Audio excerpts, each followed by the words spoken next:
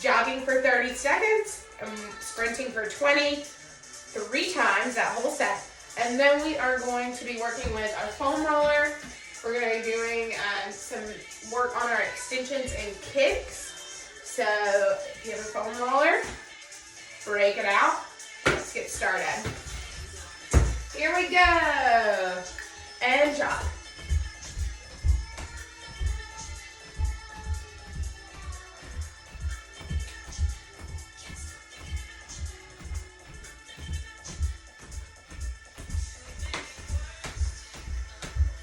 Sprint.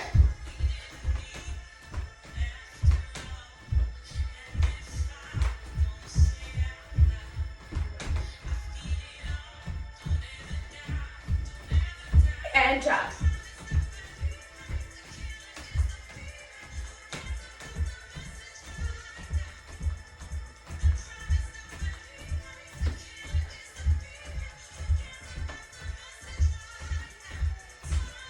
Sprint.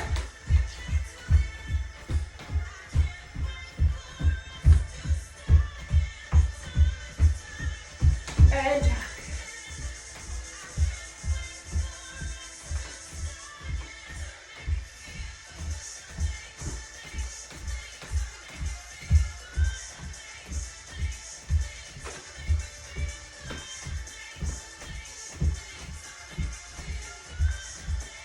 And sprint.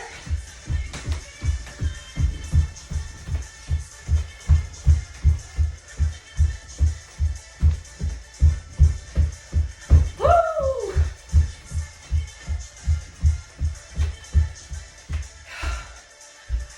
Good job, you guys. All right. Good. All right, so let's bring it down. We're gonna work with our foam roller a little bit. Roll out those muscles. All right. So I'm gonna roll my back first because my back is feeling a little tight. All right. Call it crack in the back. All right. Start at your bottom. We're gonna put our hands back here. We're gonna roll across on the lower back. Release a lot of that tension. You can roll it up to the backs of the shoulders as well. Roll it up. Good. All right. Now, let's focus in on our bottoms and those glutes. All right. Oh my goodness. Just gonna roll.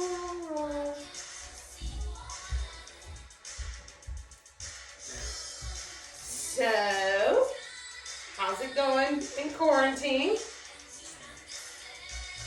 All right, and let's do the backs of those glutes. This is the best way.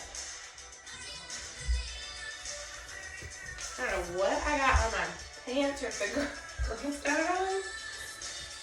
Oh, this just feels real nice. All right, let's go from here. And this will also, it's good for that core. Whew, too fast. Good for your core to engage and move that motion here. All right, let's do the sides of our legs and our hips. Right there, that is the sweet spot. Especially with all the things that we did in stretch this week. I know I recorded those videos first before this one, but I wanted to make sure that things didn't overlap. So with, like I said, we're going to be working on extensions today. Roll over that IT band right there that comes right around. You're going to see some exercises that we've done in stretch. It's just a little bit different. And we're going to talk about how we can use those every day or every 3 days to kind of change the course of our flexibility journey and the strength in those really long extensions that we so desperately want to have, right? Oh my goodness. Y'all, I'm in serious these days. Like, it's bad. I'm getting my wisdom teeth taken out on Friday. So this is, you're gonna get a lot of videos of me and what I was wearing yesterday and what I'm wearing today, because I was trying to get ahead of the game. So don't think that I'm gross, right? All right, roll over that IT band. I know those are got to be tight. Good. All right, over those glutes, hamstrings. Let's go over the hamstrings on the front.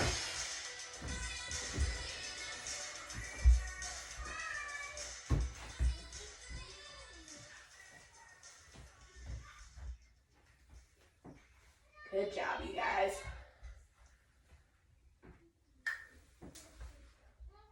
All right. Oh, my calves are okay, but let's go. Ooh, roll those two. I normally do this with a tennis ball, like right here, and then on my arms I roll the tennis ball across the back of my triceps. But I don't know where that's at because the dogs or the kids or somebody. Let's do one at a time. So roll it forward.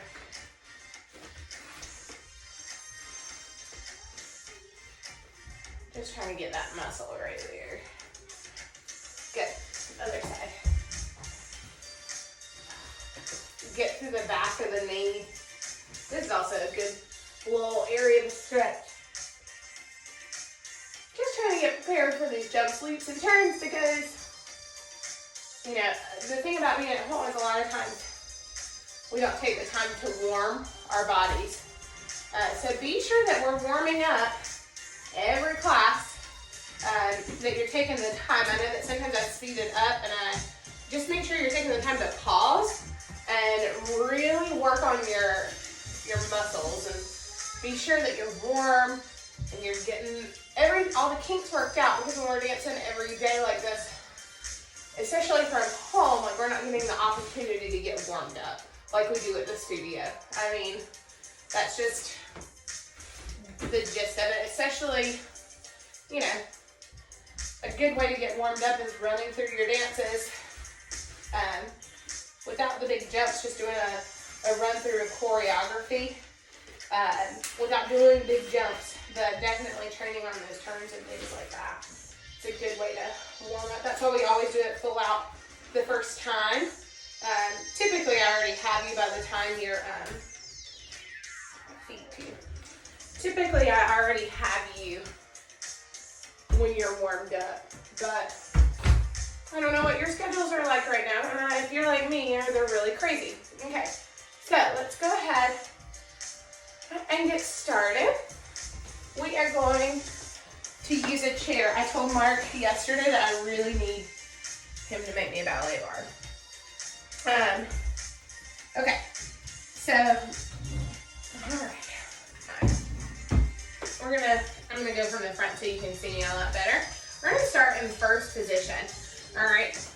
So we have done this exercise with the squishy ball before, where we hold it in our passe and we pull that up. So what we're gonna do is we're gonna go into that passe with the right.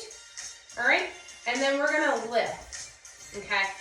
Remember, it's important that you are not moving your hips, that your hips are staying nice to where they are, because whenever we're building up the muscles here that pull down into our gluteus maximus and into the IT band for the turnout, if we're doing our hip like this, it defeats the purpose of these exercises.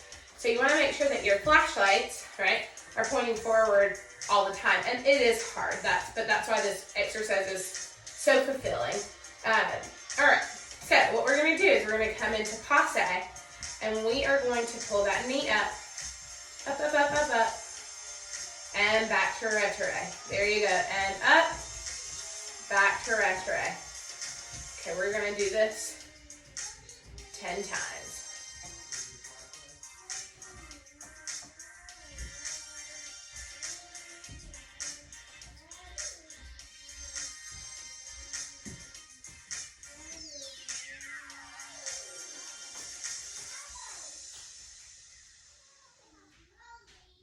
Very good.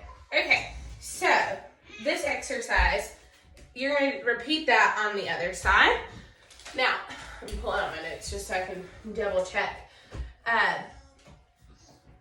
The biggest thing with our hip flexors is if you are dancing every day normally, and most of you who are in this class, you're a dancer, you dance just about every day. But you really need to gauge on how many times you do this a week, depending on how much you dance.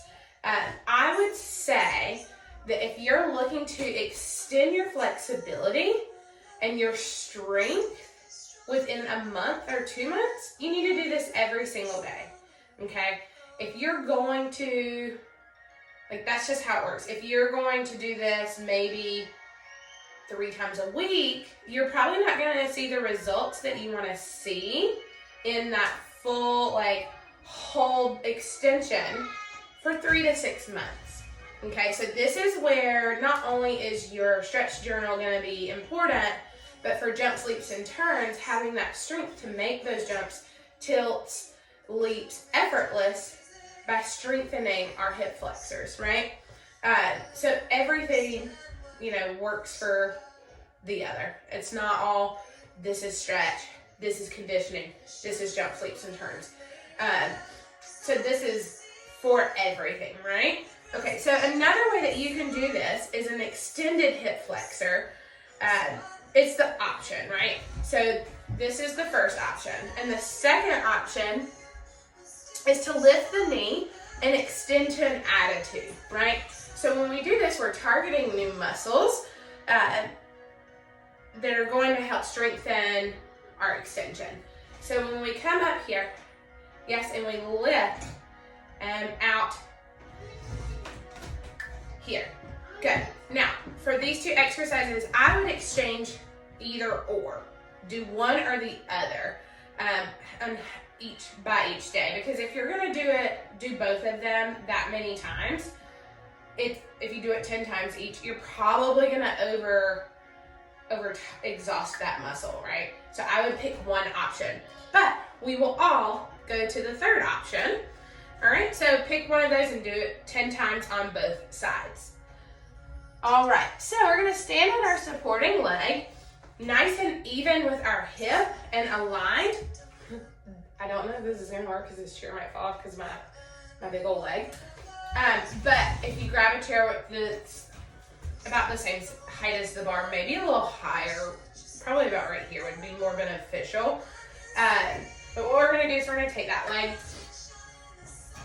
All right, and we're gonna go straight forward. My feet are probably filthy because I've been in the playroom and they've been in and out of the house because I've been in here working. So we're gonna stand on the supporting leg, all right? And we wanna make sure that we're working the muscles underneath our leg when we do this exercise, right? Because those are the ones that are really gonna propel our extensions and keep us nice and steady.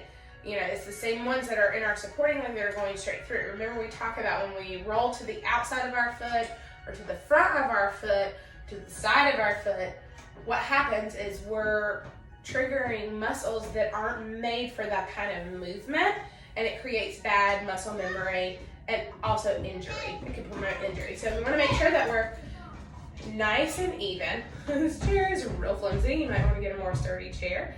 Good. And when we're here, what we're gonna do is we're gonna lift the leg. Here, let me just make sure that I'm doing this correctly. Yep. All right. You know me, gotta look at my notes. You're gonna lift this 10 times on each side, but you're gonna lift nothing but the leg and lift from the muscles on the bottom of the leg. 10 times. It is so hard, right? And you're gonna shake because these are muscles that we're not used to using. All right, 10 times. Do 10 of those on each side. All right, our second option is this, well, it's not the second option, it's the next exercise. So you need to do this one both ways, is that you're gonna repeat to second position, the same thing. All right, and for not only is this gonna help us with our high extensions, but this is also gonna help with our turns in second, right? It's kind of like the exercise that we do on the floor where we're picking our legs up in second position, right? So we're gonna lift 10 times. Whew, stay nice and sturdy.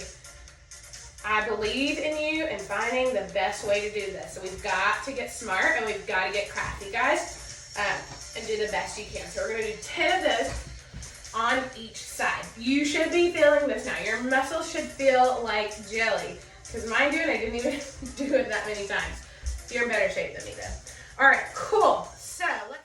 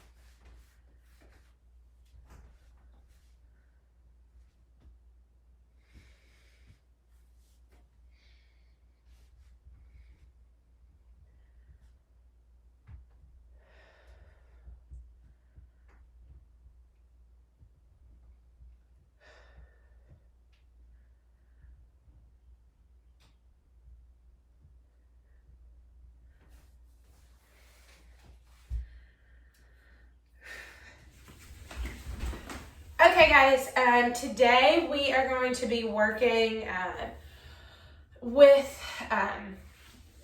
if you have dance socks, you can use those, or regular socks. We're going to be going into a review of what we did a couple months back.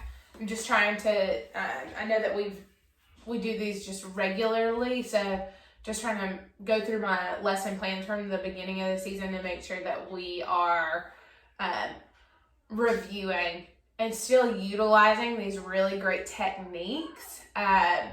So this one is the Sugarfoot Therapy and Apollo socks that we use to procure those stabilizing muscles within dancing to make sure that we're dancing safely.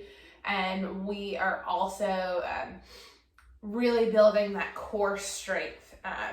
And we're going to be using a lot of articulation in the feet, the abdomen, and our arms. So this is just a good 15-minute warm-up that will help you do that. So you can go back and use this anytime throughout the rest of the season. It's good for warm-ups before you dance, before you hit the stage, just to make sure you're getting in touch with that nice core strength as well as stretching. All right, so let's go ahead and get started. So let's go into the plank position. All right, you're gonna begin with your hands shoulder length apart and your feet shoulder width apart. A nice parallel with a closed rib cage, and you're pressing through the floor with those arms. And you're gonna bring your belly button up through the spine. All right, so now we're gonna keep our hips level, and we're gonna use our abdominals to drag the knees and feet up underneath the body. Yes? Very good.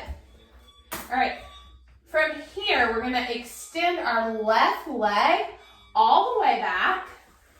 We're gonna straighten both legs, and we're gonna twist your right arm to the ceiling and through. Yes? All right, and then we're going to go back down into that runner's position. All right, and use your abdominals to pull our legs back in and switch sides. Straighten. Lift your left arm. Look to the back. Very good. Back down. We're here. We're going to bring those abdominals in and switch.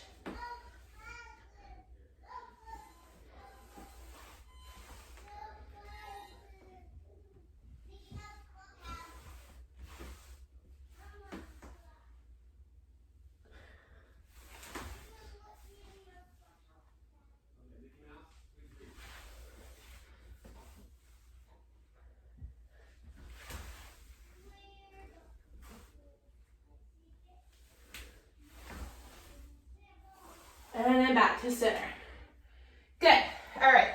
So be sure we did that 8 times. Make sure that you're going to do that another set of 8. You're going to take a rest, do another set of 8. Be sure that we are keeping our palms flat to the ground, and then we're extending those legs, twisting over the front foot when we straighten. Whew. Make sure we're tightening up that belly. We keep our hips nice and straight when we're pulling into that runner's lunge, or runners, from the runner's position to the tuck in between. Making sure that whenever we're there, we're keeping our hips nice and level the entire time. All right, go ahead, do that one again. Okay, so I'm gonna try to video this at this angle, and then I'll do it from behind too as well. All right, so this is one of our favorites, all right? So we're gonna get into our plank position, nice and open here, and we're going to bring that right leg in, cross it over to the left. Yes, from the back, it looks like this. And then we switch.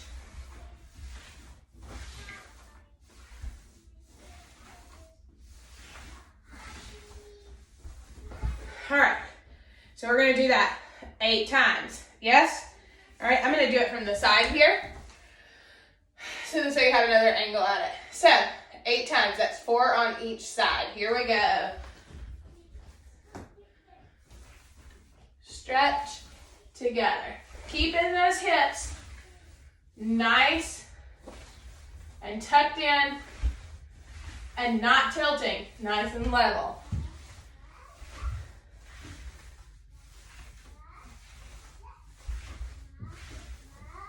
All right, very good. Whew. Let's move on.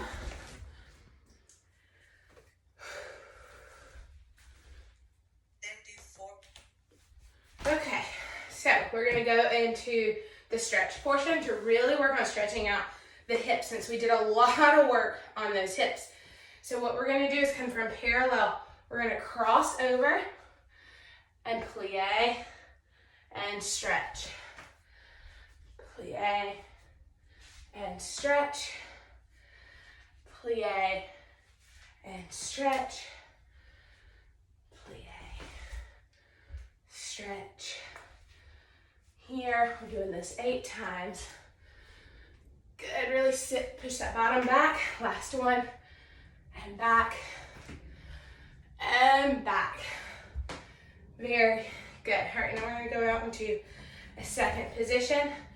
Breathe in and release, flat back, straight to the floor, pressing, and plie, and straighten,